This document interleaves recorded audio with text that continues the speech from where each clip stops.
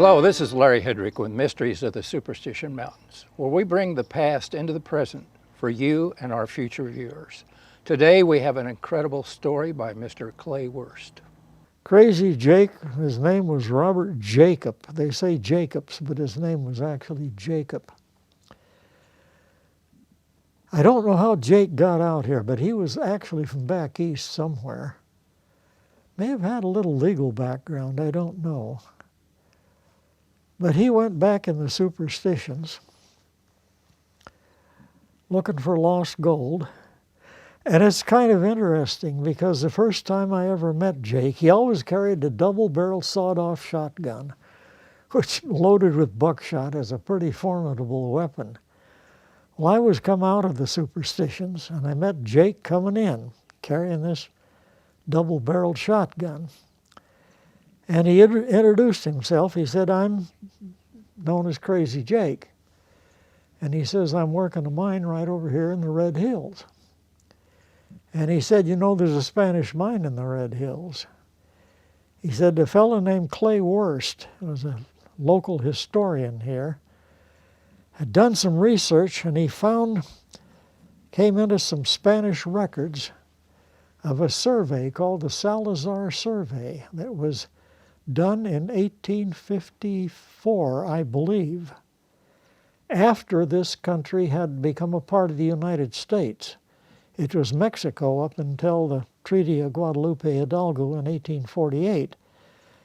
And according to Clay Worst, the Mexicans came up here and made a clandestine trip into the Superstitions and opened up a mine which they did not own, and actually brought a primitive camera with the chemicals to sensitize the plates, and made photographs of a pinnacle they called El Sombrero, presumably Weaver's Needle, and a photograph taken of El Sombrero from the mine site, and actually ran a survey that a fellow named Cristobal Peralta showed up in Florence, well, in Tucson originally, in 1924, and said that he had family records of a mine operated in what is now the Superstition Mountains by his family when this was still a part of Old Mexico. He spoke no English. He needed an interpreter. They sent him to a man named Perfecto Salazar in Florence. Perfecto was a court interpreter for the superior court, so he actually spoke both fluent Spanish and English, and he was immediately hired by Cristobal Peralta. They first examined the records at the courthouse at Florence, then at Phoenix, looking for some possible color of title that Peralta might have to these mines, found nothing. Before Peralta gave up and left, he said, "I would like to see this pinnacle that they called El Sombrero." So Salazar drove him, I think with a Model T, out up what's now called the Apache Trail, Highway 88, to a spot where you can see Weaver's Needle back in the Superstitions, and explained to Peralta that was probably the El Sombrero that he was looking for. At that point, Peralta showed Salazar a map, didn't allow him to copy it, but it showed this pinnacle, El Sombrero. It showed the Rio Salado, the Salt River, and it showed to the north of the Salt River, Cuatro Picachos, 4 peaks. And between the pinnacle El Sombrero and the river was a mine.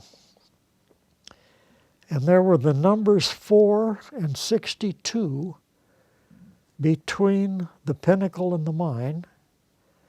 And then between the mine and the river, there was the number 7. And Peralta did not explain what these figures meant to Salazar and did not allow him to copy the map. But Peralta evidently left and went back to Spain or Mexico. Salazar thought that maybe these numbers meant something. So he went back there and tried to search for the mine and was appalled when he found how big that country is back there. So he got a surveyor, a man named Bartlett, went back there, and they didn't know what the 4 and 62 meant.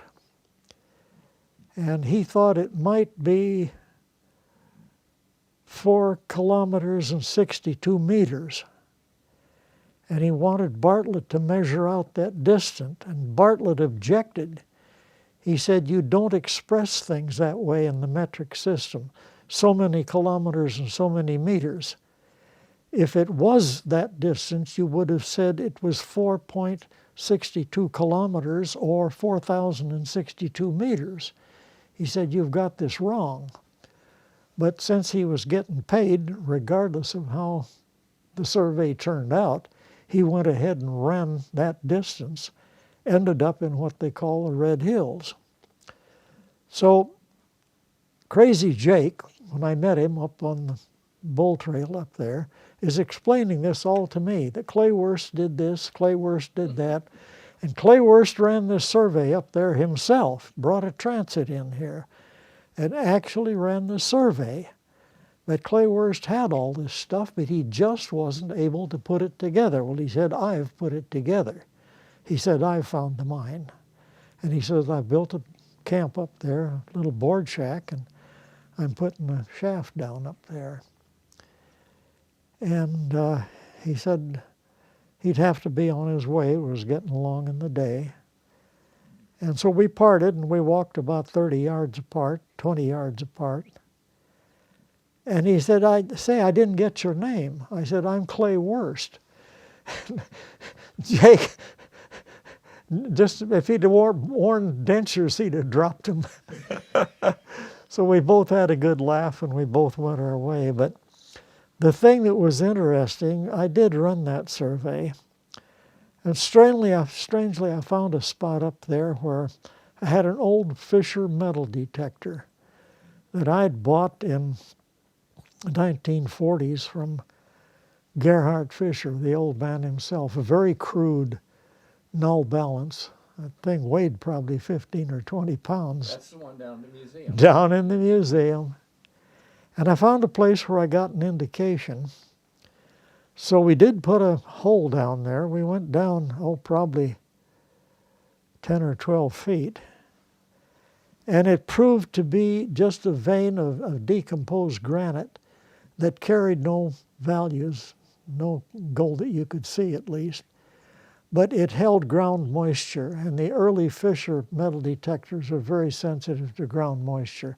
That's all it was. But there was a footwall, pretty soft material in this hole. And I don't know why I did it. I wasn't trying to deceive anybody. But that stuff was soft, and I had a prospector's pick, and I just noticed how soft it was. And just for no reason, I cut a cross, a Roman cross, in that footwall. Well, that's what Crazy Jake found, and he thought he'd found a Spanish mine, that was a Spanish cross. So that's how I met Crazy Jake, and that's how Crazy Jake met Claywurst. Oh, dear. Crazy Jake finally ended up on Malapai with a story that he'd found a cave back there with brush in front of the entrance. And inside that cave were gold bars, adobe bars, stacked up in there, average about 47 pounds apiece. And he had all these gold bars. And of course, now he needed financing to go in there and bring all this gold out. So he was going around the valley area here, offering people 300% return in 60 days if they'd come up with money to finance his going in there and bringing out these gold bars. And there were many prominent people, doctors, lawyers, prominent people. Jake probably promoted more than anywhere from $3 to $5 million from investors. And not one of them thought to ask Jake, why didn't you bring out one bar and sell it, and then you'd have the money to bring out all the rest of them? They never thought of that. And Bob Corbin was the Attorney General then. Bob was a friend of mine. And they finally prosecuted. They got somebody to testify against Jake, and they sent him to the penitentiary for fraud. But Bob told me it was difficult getting people to testify against Jake. I said, why? Because they were fear of retribution, that if they testified against him, that he might take violent action, and they said no.